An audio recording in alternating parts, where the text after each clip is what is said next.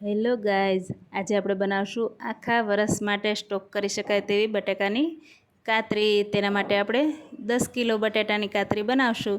જો આપણે આ રીતના સાલ ઉતારી લીધી છે, સારી એવી સાલ ઉતારીને પાણીમાં નાખતા જશું એટલે કાળા ન પડે। જો આ રીતના આપણે ઘરે વેફર પાડી છે, મશીન નથી આપણા હોય તો તમે વેફર પાડી શકો છો। આ રીતના આવું લોખંડનું મશીન હોય ને તો સારી એવી પતલી આપણે જેવી પાડવી હોય એ રીતના પડી શકે છે, જાડી પતલી।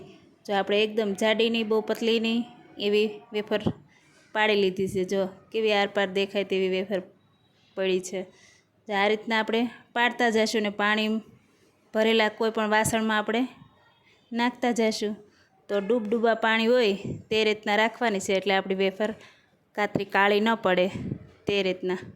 જો આપણે ડૂબડૂબા પાણીમાં બધી વેફર પાડીને બધા વાસણ ભરી લીધા છે, પછી આપણે પાણી બદલાવાનું છે। તેના માટે સારી એવી વોશ કરી લેવાની છે। 2 થી 3 પાણીએ આપણે ધોઈ લઈશું। એનો કોઈ પણ સાર ન રહેવો જોઈએ, સાર સારી રીતે આપણે નીકાળી લઈશું। જો આ રીતના આપણે પાણી કાઢી લઈશું, 1-2 વખત પાણી બદલાવશું એટલે એકદમ ચોખ્ખું પાણી થાય ત્યાં સુધી આપણે ધોઈ લઈશું।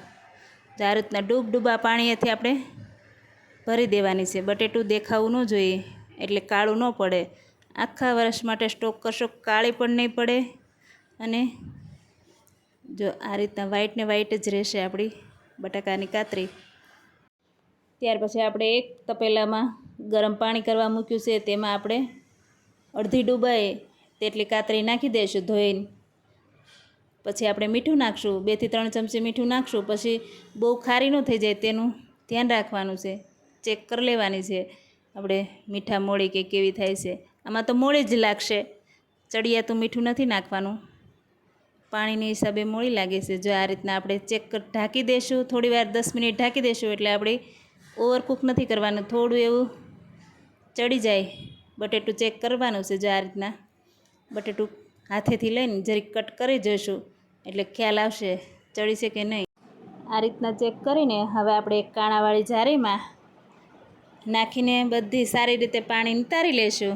જો આ રીતના આપણે જારીમાં નાખીને પાણી નિતારી લઈશું, એક વાસણ નીચે રાખશું એટલે પાણી બધું નીચે જ રહે એ રીતના। એક આપણે સાડી પાથરી લીધી છે, સારી એવી ધોયેલી હોય એવી પાથરી દીધી છે, એમાં એક એક કરીને વેફર પાથરશું। જો એકાએક ચોંટી જશે વેફર, અડીને પાથરશું તો એ બે સુકાશે એટલે ચોંટી જશે, એટલે છે જ એવી જગ્યા મૂકીને આપણે સૂકવવાની છે। જો આ રીતના આપણે આખી સાડીમાં સૂકવી દીધી છે, 2 રૂમમાં સૂકવી દીધી છે, તમે જોઈ શકો છો। એક એક છૂટી આપણે પાડી લીધી છે, તોય કોઈ પણ ભેગી થઈ જશે, કોઈ વાંધો નહીં। આ રીતના આપણે બધી વેફરને છૂટી છૂટી સૂકવી લીધી છે। જો તમને મારા વિડીયો ગમતા હોય તો લાઈક, શેર અને સબસ્ક્રાઈબ કરજો। અને જો આ રીતના આપણે પંખા નીચે બપોરના 2 વાગ્યે આપણે કરી હતી તો સાંજે 8થી તો પૂરેપૂરી સુકાઈ ગઈ છે। બીજા દિવસે આપણે તડકામાં પણ રાખી દીધી છે, બીજા દિવસે સવારે આપણે તડકામાં રાખી દીધી છે, બપોર સુધી આપણે તડકામાં રાખશું। જો આપણે તેલ મૂકીને તમને ટ્રાય કરીને બતાવશું કે કેવી થઈ છે આપણી વેફર્સ, તો તમે જોઈ શકો છો। એક ટ્રાય કરશું આપણે તેલ આવ્યું છે કે નહીં, ત્યાર પછી આપણે બીજી નાખશું। જો આ રીતના તેલમાંથી નીકાળીને હવે થોડું એવું તેલ આવી ગયું છે, હવે આપણે થોડીક વધારે નાખીશું અને તળી લઈશું। જો ડબલ થઈ ગઈ છે આપણી વેફર અને વ્હાઈટ વ્હાઈટ તમને દેખાય છે કે રીતના આપણે વ્હાઈટ વેફર થઈ છે। આપણે નથી વેફરમાં ફટકડી નાખી કે નથી લીંબુ નાખ્યું, કોઈ પણ વસ્તુ એડ કર્યા વગરની આપણે આ વેફર રેડી થઈ ગઈ છે।